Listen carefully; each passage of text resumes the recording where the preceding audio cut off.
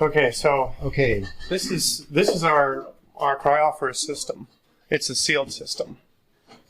Kind of hard to see in there, but there's the two-stage turbine in there. two-stage Tesla turbine in there. Plastic rotors. We've got this air inlet right here. This is actually compressed air, and the only reason we needed that was to kickstart the rotor because it was actually seized up in there. So that's what that is. This is our warm tank. Our water has been heated up to, but still below the boiling point of the water. It's been heated up so that we can run the turbine on the water, on the heat from the water. It's got a little vacuum on there. Yep. So outside, this is our exhaust right here. It comes out of the turbine after it goes through the inlet, spirals around. It comes out of the turbine and not connected directly to the turbine because the whole thing is encased. This whole thing is encased. It's sucking on everything in the box. Mm-hmm. Yeah. And then once we open up this valve right here to let the vapor pressure in, it starts to head towards the cold side, the cold tank. And the cold tank is the tank outside. That's where the water. With the ice pack. That's where the water condenses at. In the future, you don't actually need a cold tank because that's what the Tesla pump is for. The Tesla pump's to take out is to condense the moisture, or to draw the vacuum without having a condenser condense the moisture and draw that and continue holding that vacuum. So you don't need that temperature differential. You just need warm water or cold water eventually. When you get high enough vacuum, the cold water will boil. When you've got that, everybody talks about how the Tesla pump needs, how the Tesla pump is consuming energy. So how is it actually helping the system because it takes energy to rotate it? But actually, when you've completely evacuated a space inside of the Tesla pump, or nearly so, there's not actually much there. It's not actually passing volumes of air, creating work for the Tesla pump. It creates a little bit of work for the Tesla pump, but it adds an enormous amount of energy conversion capabilities to the actual turbine itself. Yes, this is our vacuum. This is our vacuum pump right now. We just got a little one. You'll need to charge the system once if you don't have any leaks in your conduits, and then it will continuously run until either your outside tank is warm or your inside tank is cool. So eventually you will cool down. And this is just to suck the air out of the system, so you're pulling from the back end of the system. Because the air clogs the whole effect of. If you got a bunch of air in there, that water, the air can't condense and maintain the vacuum. It's just a clog in the system. It had a 9-volt battery on it, consisting of 6 flashlight D cells. So When you turn the thing over, we've got this. There's 2,000 pounds of force pressing on this one. We're at full vacuum, which we actually haven't achieved. So there's a little bit less. It's probably like 1,600 pounds or 1,700 pounds. Total, that's about almost 12,000 pounds, less than 12,000 pounds, pressing on the outside because there's no ambient air inside pushing outward. So the water will actually, because this water is at a warmer temperature than the water outside, this water vaporizes, and once it cools down, once the water cools down, once you take the energy out of the water, it cools. And the reason it cools is because the heat energy is literally being changed into kinetic energy. And that kinetic energy transfers the energy through viscosity to the rotor. And the more energy that you extract, the more kinetic energy you give to that particle, the more energy you can extract from that particle, and the colder it will become. The more energy that you extract, because you extract the energy, it cools. It cools down. So in any system, or in at least this system, the efficiency of the system will be and how much energy we actually extracted will be determined by the pressure differential and the amount of actual water that you use during So with a perfect Tesla turbine, if indeed Tesla is correct about 100% efficiency, you should get your water should come out frozen or at least very, very cold on this end, and it should go in warm. So you should be able to, theoretically, with enough vacuum, water can boil until it freezes. With enough vacuum on the system, by taking all the leaks out of the system, you could technically run on water that was below room temperature. But the main thing is because our tank is as the tank loses its heat energy, as it vaporizes, it's actually losing.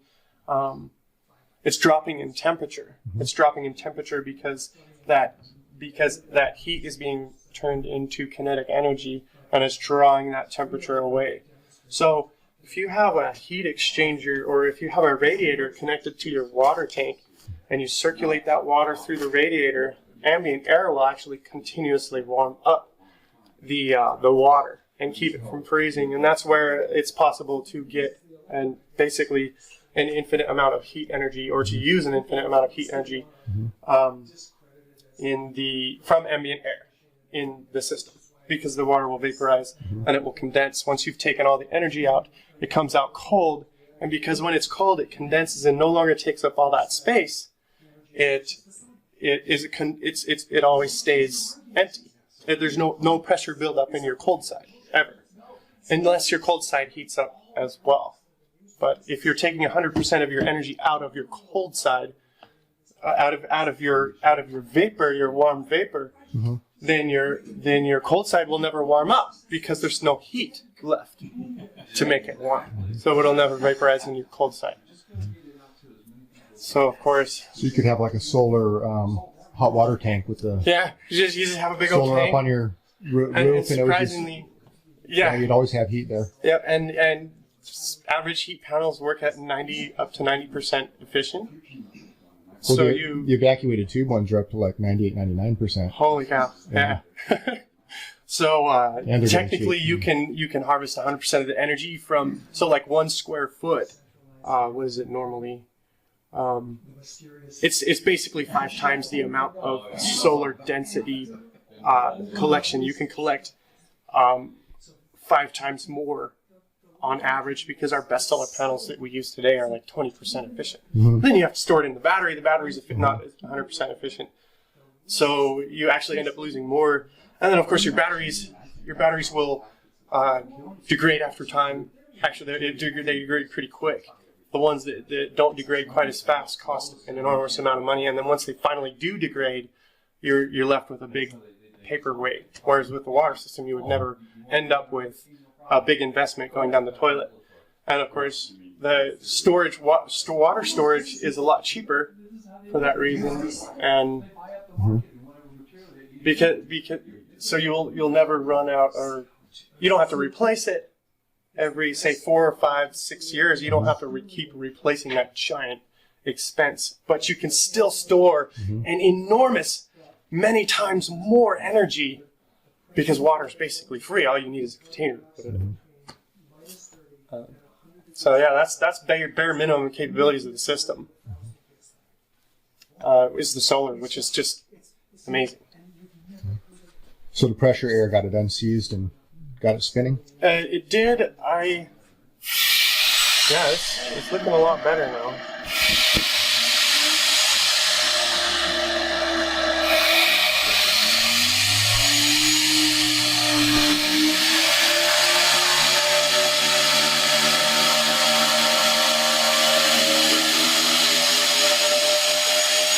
Wow, that's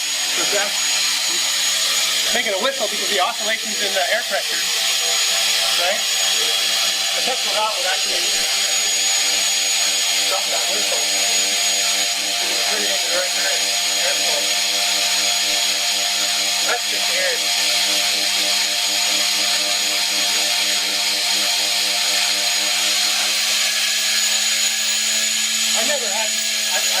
I've heard the whistle before, but not like this. So this is something I've never seen before.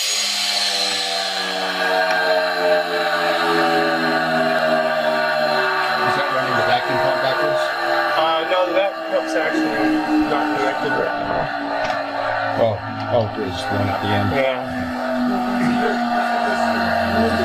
I'm gonna play around with that later.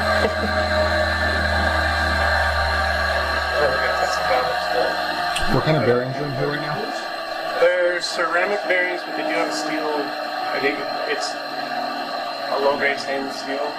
Shouldn't rust or anything like that, but I think, or my shaft is steel, so it did rust a little bit.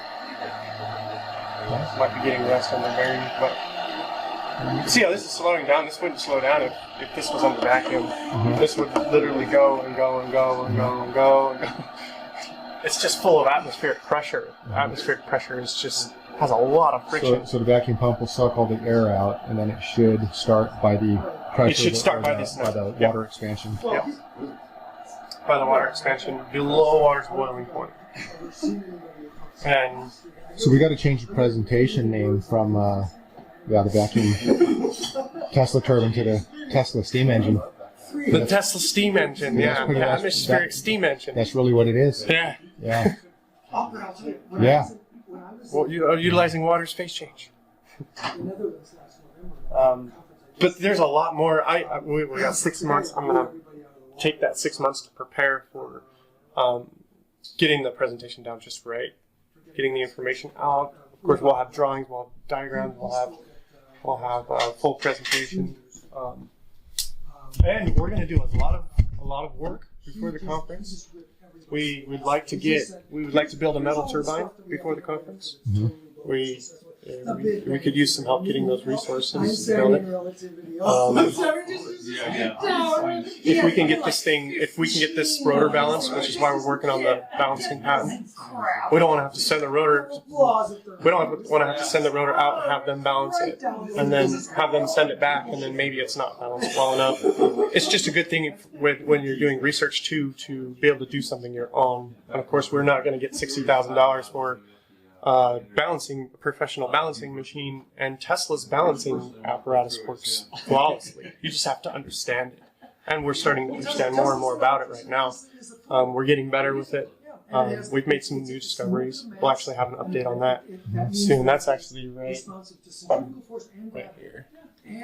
So this is straight out of one of Tesla's patents? This is straight out of his patents. One thing that Tesla did differently, he said you can put it in your casing, your turbine casing, run it in your turbine casing with the yieldably supported bearings, which actually you could keep in your, if you don't have to worry about belt torque or gears torque. We're going to put our generator directly on the shaft so that we don't have to. And the problem with putting the generator directly on your shaft normally is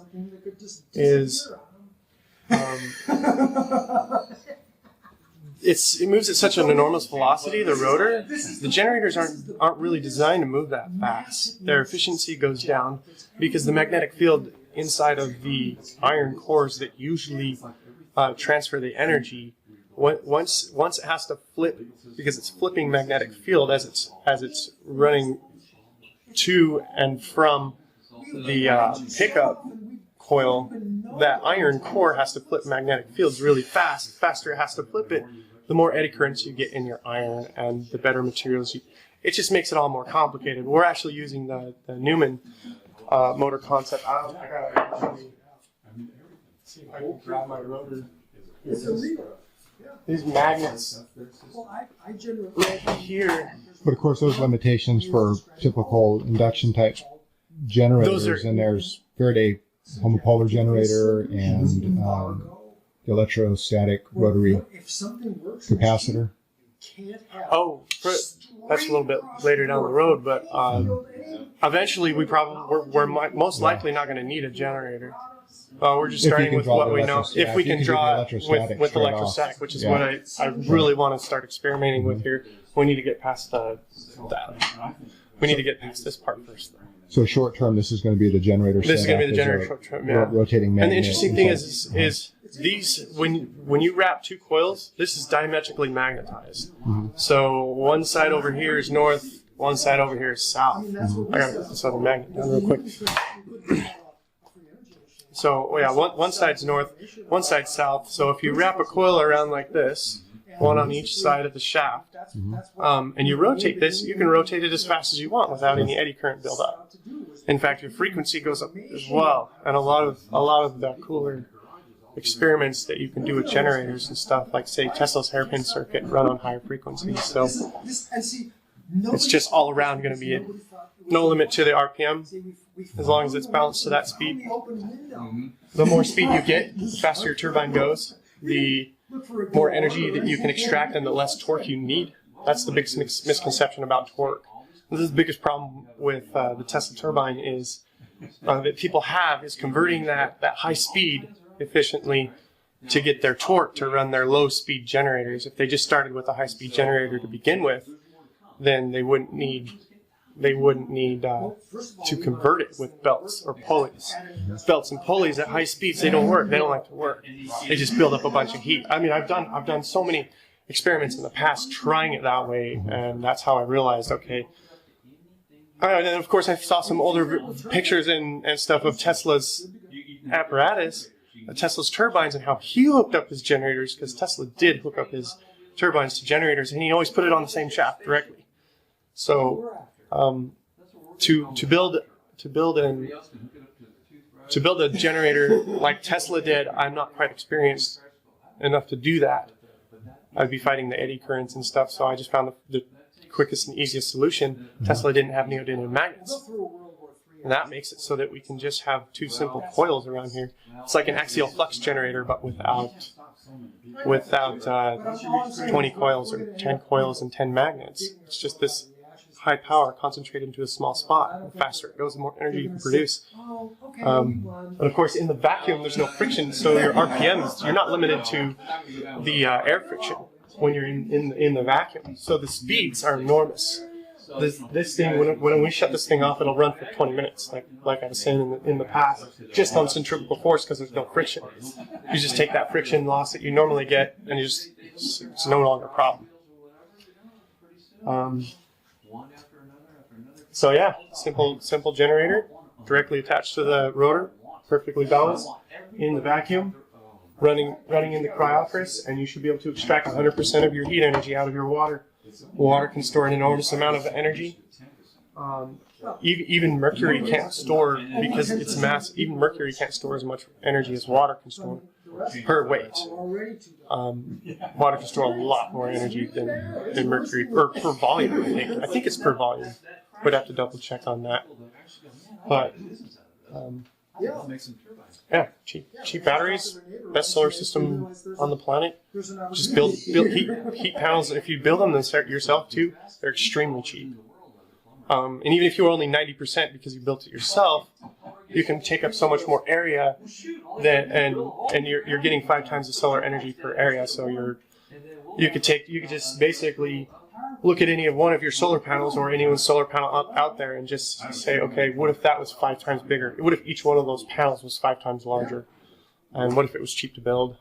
And you could store all the energy. That's the hardest part, is to store your solar energy. That's the most expensive part. I heard yesterday Paul might be presenting. I think I'll try to start her up now. He's offered. Okay.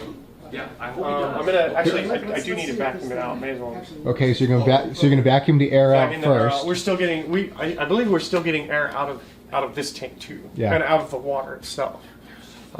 Does take water actually contains a lot of oxygen and other I hope that and nitrogen and stuff. if you have any interest in turbines, Gonna plug her in. I actually put a discussion panel together.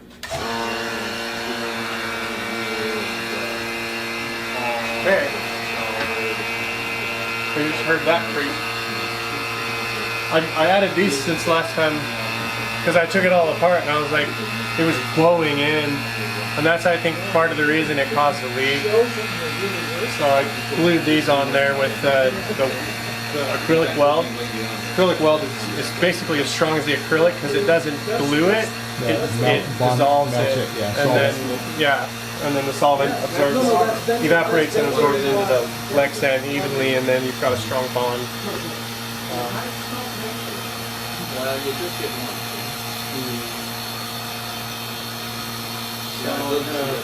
I'll take the trip.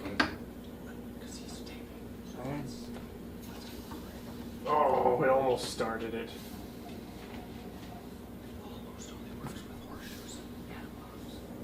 Oh, There there we go.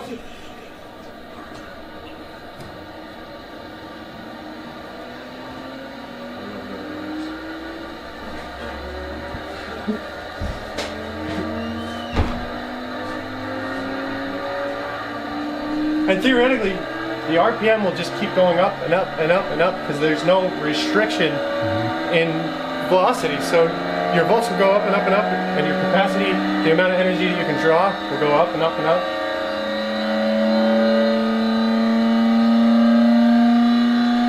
We're maintaining the vacuum. This we would lose it.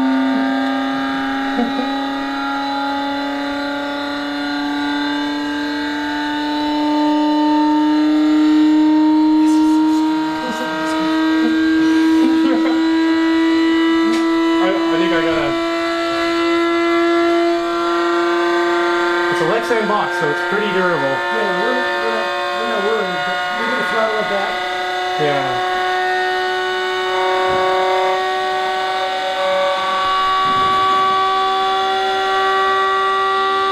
It's in a harmonic with the lubrication and the Yeah. bearings. Yeah.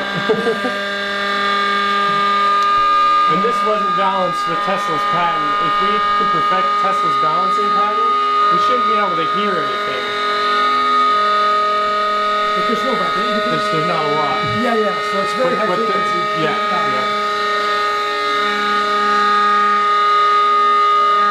Yeah, so even up against right now we can't push the lubrication out of the way fast enough in the bearing. Mhm. That we can hear that.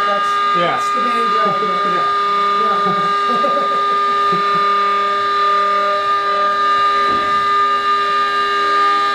So you don't have a tap on it right now, but what do you think this is? Well, we were able to check when it cleared up when we were running it, and it was 20,000. About this second. It was about 20,000. And of course, when you can have a certain amount of vacuum. Oh yeah. Oh, okay. I can tell. So the nozzle also needs to be tuned as well. So it's not just one issue. Also, the casing is divided in half and it leaks from stage 1 to stage 2. That's a big no-no. That's why this is just going to get better and better and better. Plus the valve conduits and all the rest. Yeah. Yeah, this is the beginning. This is the beginning. This is good at the beginning. This is why I had to come down and see this thing for myself, because I just said, oh, damn.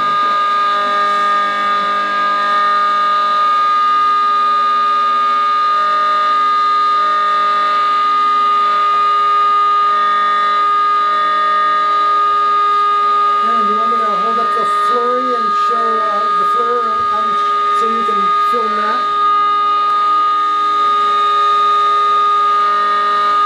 And you can just squeeze that, take a picture of anything. Okay, well, no, I mean just so you can get a film.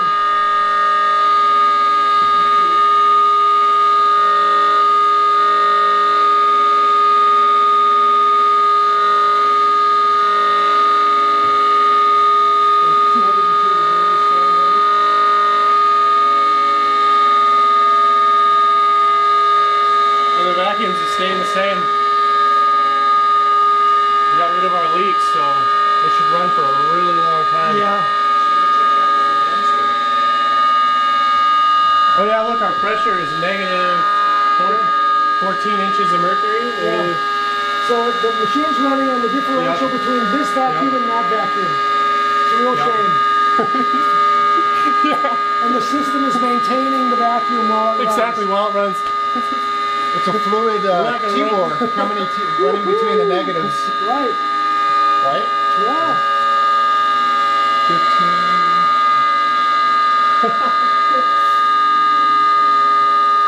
That vacuum is going up, Is it? isn't it? It kind of looks like it.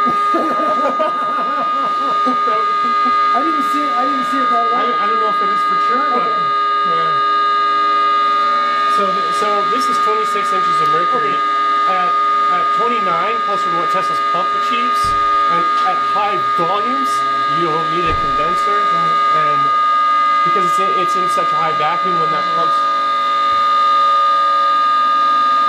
And the value of a conduit hooked up to the exhaust of the pump will keep the ambient air from re-entering. Right.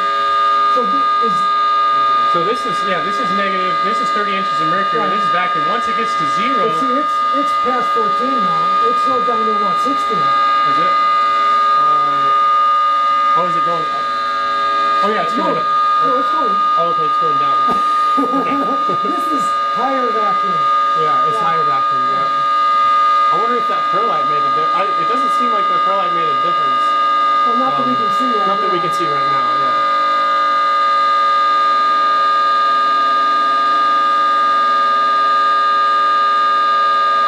So the more efficient this is, the colder this should be. Yeah, what's the temperature here? It's warm.